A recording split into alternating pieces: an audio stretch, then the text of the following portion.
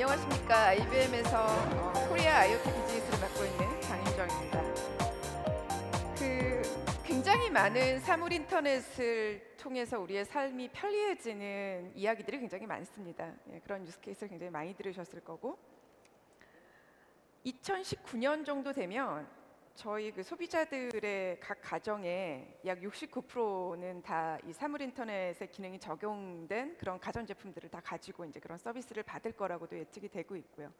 이렇게 우리의 삶을 편리하게 만드는 사물 인터넷에 대한 이야기는 굉장히 많이 이야기가 되고 있지만 기업들에게는 어떨까요? 기업들에게 이 사물 인터넷이 가져다주는 실질적인 가치에 대해서 오늘 저는 여러분들과 함께 이야기를 해보고자 합니다. 사물 인터넷이 가져온 변화의 본질적인 특성을 보면 뭔가 컴퓨팅 기능을 가지고 있는 디지털 디바이스뿐이 아니라 이 물리적인 세상의 많은 사물들이 실제로 디지털화가 되었다라는 겁니다. 그 관점에서 보면 기업들이 가지고 있는 물리적인 자산들, 제품을 생산하기 위한 많은 그런 자산들이라던가 아니면 직접 생산하는 제품들, 이런 것들이 다 디지털화가 될 수 있는 거죠. 그런 변화의 본질은 바로 기업이 일하는 방식들을 바꾸도록 합니다. 그래서 좀 더 효율적인 혹은 새로운 방식으로 일을 하게 함으로 인해서 비용을 굉장히 절감하는 부분의 첫 번째 가치를 기업들이 가질 수 있습니다. 미리 이제 예지 정비 같은 것들을 통해서 적절한 시점에 필요한 그런 설비에 대한 정비가 이루어짐으로 인한 코스트의 세이빙도 있고요. 과거에는 저희가 제품을 만든다라고 하면 기업이 시장에 내놓고자 하는 기능을 정의해서 제품을 만들죠. 근데 이제는 사용자들이 실제로 사용하는 정보들을 직접 저희가 기업들이 확인하고 그로 인해 새로운 기능들을 만드는 어떤 그런 새로운 설계의 방향들도 바로 이제 이런 영역이라고 할 수 있습니다. 그리고 이 사물 인터넷이 아주 근본적으로 이 기업에 가져다 주는 큰 가치가 하나 있습니다. 그게 바로 기업과 고객이 직접 인터랙션을 할 수 있게 되었다는 거죠. 예를 들면 이제 가전제품을 만드는 제조사 같은 경우는 고객과 직접 인터랙션이라는 거는 쉽지 않았습니다. 물론 유통사들은 고객과 직접 커뮤니케이션을 하죠. 그런데 이제 이런 가전제품들 안에 뭔가 사물 인터넷의 기능이 들어가면서 고객들과 직접 인터랙션을 할 수 있게 되었다는 점과 그로 인해 부가적인 서비스들을 제공을 하게 됩니다. 이제 스마트홈도 그 중에 하나이고 커넥트카의 서비스도 그런 것들에 속하게 되죠. 그로 인해 기업들이 제조업 같은 경우는 특히나 이제 서비스업으로 전환이 될 수도 있고 서비스라는 새로운 레비뉴가 제너레이션 되는 이제 그런 가치를 얻을 수 있습니다. 이 세 가지가 사실은 사물 인터넷을 통해 기업이 기대할 수 있고 실제로 확보할 수 있는 그런 가치의 영역이라고 할 수 있습니다. 그래서 지금 저희가 예상키로는 한 2020년 정도 되면 11조 달러 정도의 이 사물 인터넷이 미치는 경제적인 영향을 저희가 지금 예측을 해보고 있는데 그 중에 실제 70%에 해당하는 사물 인터넷의 가치가 바로 이 기업 B2B 영역에서 발생이 된다라고 예측을 하고 있습니다. 엄청난 영역이라고 할 수 있죠. 근데 기업들이 이런 사물 인터넷을 적용해서 가치를 만들어내는 게 사실은 쉬운 일은 아닙니다. 앞에서 저희가 잠깐 얘기했지만 사물 인터넷을 통한 굉장히 막 멋있는 여러 가지 유스 케이스와 시나리오들은 많지만 그런 걸 적용해서 실제로 어떤 기업이 굉장히 큰 이윤을 얻었다거나 현재 어떤 큰 석세스를 이루었다라는 케이스가 사실은 그렇게까지 많지는 않습니다. 많은 도전 요소들이 있습니다. 가장 큰 요소 중에 하나는 저희가 뭔가 기존의 물리적인 사물이나 제품이었던 것에 센서를 달아서 데이터를 캡처합니다. 근데 과연 그걸 가지고 어떠한 서비스를 해야 될지에 대한 경험이 충분치 않습니다. 그래서 그 어마어마한 양의 데이터를 어떻게 관리하고 활용할지에 대한 문제가 사실 첫 번째 가장 큰 도전 과제 중에 하나입니다. 두 번째는 이제 새로운 어떤 제품에 대한 생각들을 많이 합니다.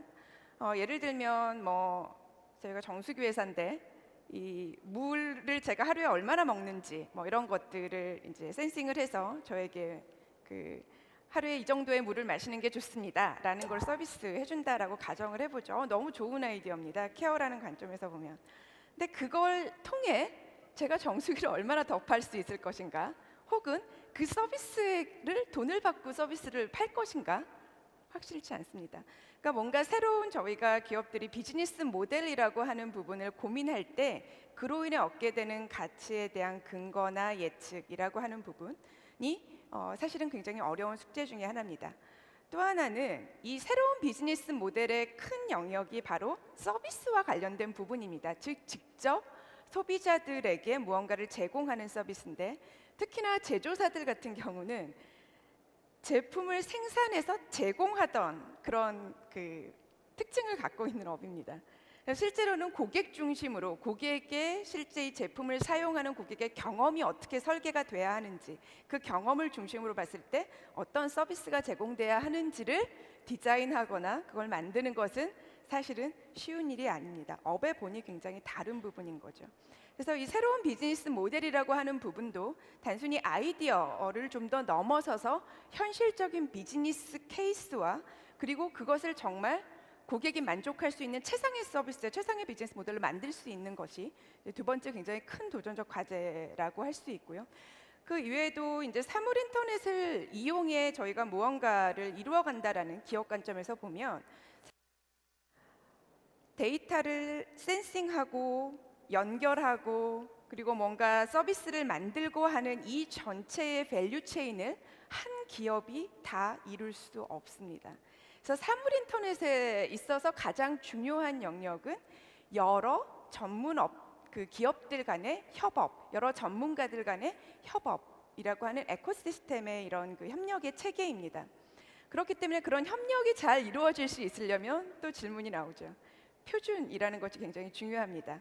서로 함께 구성되어질 수 있는 그런 이제 표준에 대한 이슈들도 굉장히 또 큰 하나의 영역 중에 하나이고, 그리고 이제 여러 번 또 많은 이야기가 나왔었죠. 오늘 이 시간에도 이제 보안에 대한 부분이라든가 아니면 개인정보, 사생활에 대한 부분이라든가, 이런 부분들은 기존의 기업들이 무언가 고객들에게 서비스를 제공하면서 고객으로 하여금 개인정보를 제공하고 개인에 대한 정보를 등록하도록 하고 뭐 계정을 만들도록 하고, 이런 방식의 서비스 제공 방식을 조금 더 바꿔야 하는 그런 그 시점에 놓여 있다라고 저희가 생각을 해볼 수 있습니다. 그러면 저희가 기업의 사물 인터넷을 통한 혁신이라는 그런 주제로 놓고 보면, 저희가 기업의 혁신을 이루는 사물 인터넷을 엔터프라이즈 IoT라고 이야기를 합니다. 이 엔터프라이즈 IoT는 크게 네 가지 영역으로 저희가 이야기를 좀 해볼 수 있을 것 같습니다. 그 첫 번째 두 가지 영역은 사실은 기업이 사물 인터넷을 통해 이루고자 하는 주제가 무엇인가라고 하는 영역입니다. 굉장히 중요한 부분이라고 생각이 듭니다. 저희가 기술을 가지고 있지만 그 기술을 가지고 어디에 어떤 그 목적으로 어떤 효과를 얻을 것인가라고 하는 것을 들어가서 보게 되면, 사물 인터넷은 영역은 각 산업별로의 어떤 그 산업별 기업의 그 혁신의 주제 영역이라고 할 수 있습니다. 예를 들면 저희가 이제 자동차를 생산하는 그 자동차업이라고 한번 보고, 자동차를 생산하는 회사다라고 봤을 때 사물 인터넷을 적용해서 변혁을 이루고자 하는 영역은 굉장히 많습니다. 너무 잘 아시는, 실제로 이제 저희 자동차에 여러 가지 그 센서나 여러 기기들이 인터넷에 연결이 되어지고 커넥티드 카와 같은 서비스들이 제공되는 것들, 저에게 최적의 길을 알려주고 가다가 블랙 아이스가 있는 곳을 다이나믹하게 알려주고 다른 사용자가 지나갔던 길에 대한 정보를 조합해서 분석해서 저에게 추가적인 정보를 알려주고, 이런 그 커넥티드, 실제로 소비자들에게 제공되는 커넥티드 카라는 서비스 영역의 시나리오도 하나가 그 부분이 될 수 있고요. 또 하나는 이제 엔지니어링 영역 같은 경우도 굉장히 중요한 산업의 그 아젠다입니다. 아까도 잠깐 언급을 드렸지만, 저희가 어떤 기능들을 정의해서 저희의 제품을 만드는 거에서 이제는 사용자들의 사용에 대한 정보라던가, 그다음에 여러 그 주변 환경에 대한 정보라던가, 제품이 생산되는 과정, 그리고 제품이 판매된 이후의 사용자들에 대한 정보들을 종합적으로 다시 설계에 반영함으로 인해 이제 새로운 그 사물 인터넷의 제품들을 생산해낼 수 있는 방식도 굉장히 큰 변혁의 주제 영역 중에 하나입니다.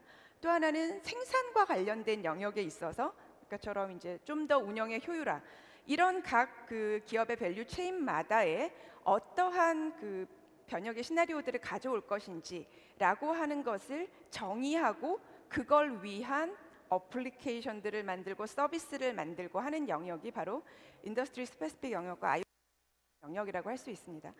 지금 이제 저희가 사물 인터넷을 이야기하면서 사실은 기존에 연결되어지지 못했던 것들이 연결되어 가기 때문에 굉장히 거기에 많이 포커스를 합니다.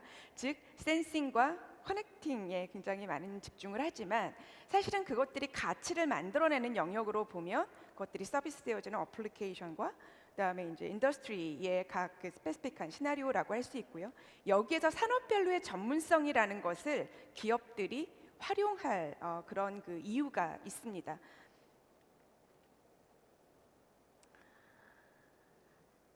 사물 인터넷은 여러 밸류 체인을 통해 이제 저희가 그 이루어지게 되는데 그 밸류 체인의 특징은 아까도 잠깐 언급을 드렸지만 기업이 처음부터 끝까지를 다 할 수가 없습니다.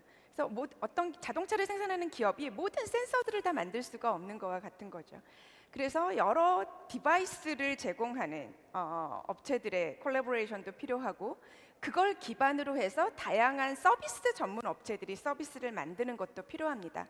이렇게 협력을 하려면 즉 디바이스 제조사와 그리고 그걸 통해 무언가 계속 추가적인 가치를 만들어낼 수 있는 솔루션이라든가 서비스를 만들어내는 이 여러 이코들 간의 콜라보레이션이 가능할 수 있도록 하는 장이 바로 플랫폼의 역할입니다. 그래서 플랫폼은 어떤 특정 기능과 목적을 위해 만들어진 어떤 시스템의 개념을 좀 더 넘어서서 가치를 만들어낼 수 있는 조합 가능한 어떤 그 플랫폼 장이라고 보시면 될 것 같습니다.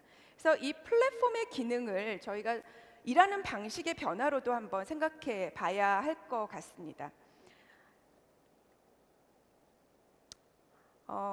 그 이제 시티은행, 시티그룹이 그 글로벌리 이제 시티 챌린지라는 것을 했습니다. 이게 이제 어떤 방식이냐면 이제는 기업들이 갖고 있는 많은 문제들이 있습니다. 예를 들면 새로운 아이디어도 필요하고요, 새로운 상품도 필요하고요.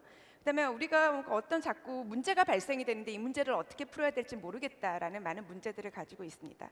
그럴 때 이제 이런 무언가 여러 전문 업체나 전문가들이 모여서 새로운 가치를 만들어낼 수 있는 플랫폼이라는 걸 이용해서 그 문제를 기업이 던져 놓습니다.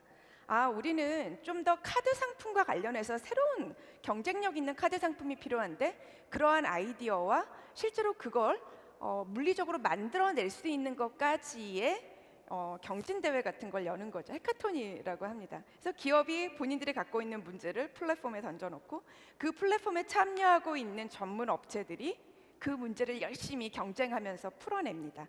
거기에서 가장 기업이 높은 가치를 평가하는 아이디어와 솔루션과 서비스를 선택할 수 있는 방식, 바로 플랫폼이 제공할 수 있는 굉장히 어드밴스된 가치라고 할 수 있습니다. 그래서 IoT의 월드에 있어서 이 플랫폼의 역할은 단순히 뭔가 시스템적인 역할을 넘어서서 협업할 수 있는 장, 그리고 그 협업은 가치를 만들어낼 수 있는 요소들을 담을 수 있어야 한다라고 보고요. 거기에는 아까 그 밸류 체인 상에 있는 뭐 디바이스도 당연히 포함되고 어플리케이션과 서비스도 있지만 또 하나의 영역은 데이터의 영역입니다. 기업이 생산하고 있는 혹은 센싱하고 있는 데이터를 넘어서서 추가적인 밸류를 만들어낼 수 있는 뭐 기상 정보라든가 뭐 소셜의 정보라든가 굉장히 다양한 여러 정보들을 모아서 가치를 생산해낼 수 있는 것까지가 이제 이런 플랫폼의 그 활용도를 높이는, 이런 플랫폼의 가치를 높이는 영역이라고 할 수 있습니다.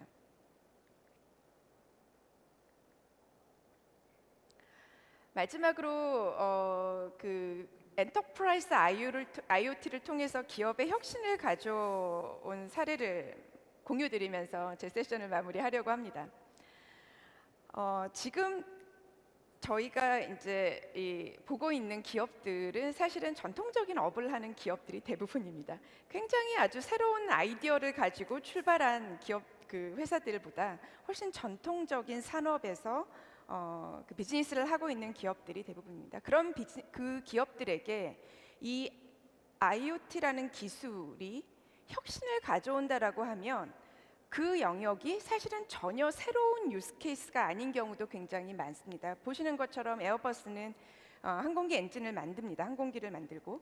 근데 이 항공 산업은 사실은 굉장히 오래전부터 IoT라는 기술을 활용을 했습니다. 항공기에는 굉장히 많은 센서들이 과거부터 활용되어져 왔거든요. 근데 이런 항공기 산업이 최근에 다시 또 IoT를 통해 효과를 봤다라고 이야기를 하는 게 무엇일까가 궁금했습니다. 보면 이 항공기의 정비를 제 시점에 정확하게 하는 것이 물론 굉장히 중요하죠. 그랬을 때 이제 기존의 항공기에 센서들을 붙여서 이제 그런 작업들을 해오고 있었습니다. 그런데 여기에는 또 약간의 변수가 있어요. 이게 이제 두 가지의 변수가 있는데 사실은 기상이 미치는 날씨가 이 항공기의 그 정비의 시점들에 미치는 영향이 있다라는 거 하나와 두 번째는 이 항공기의 정비를 언제 해야 되는지를 하는 판단이 그 판단을 내리는 사람이 여객기를 몰았던 사람인지 아니면 전투기를 몰았던 사람인지에 따라서 그 판단의 경험이 또 다르다고 합니다. 약간씩 그런 것들이 최종적인 결과에 있어서의 오차의 범위를 나올 수도 있다라는 거죠. 거기에서 좀 더 그 오차의 범위를 줄임으로 한 5%의 절감이라도 코스트를 세이빙하는 효과로 그러니까 목적성을 갖고 접근을 했던 이제 그런 케이스이고 실제로 기상 정보 그 다음에 여러 그 비행사나 이런 그 비헤이비어에 대한 정보들 이런 것들을 종합적으로 모아서 다시 추가적인 예지 정비에 대한 부분으로 그 적용을 했던 그런 케이스입니다. 기업이 이 사물 인터넷이라는 걸 통해 실질적인 가치를 목적으로 갖는 것이 중요한 포인트라고 오늘 말씀을 드리면서 새로운 아이디어나 새로운 비즈니스 모델을 발굴하고 창출해내는 것과 함께 이런 그 실질적인 프랙티스를 만들어내는 두 가지를 통해 기업이 이 IoT를 통한 혁신을 이루실 수 있을 거라고 생각을 합니다. 자, 이걸로 오늘 제 세션은 마치도록 하겠습니다. 감사합니다.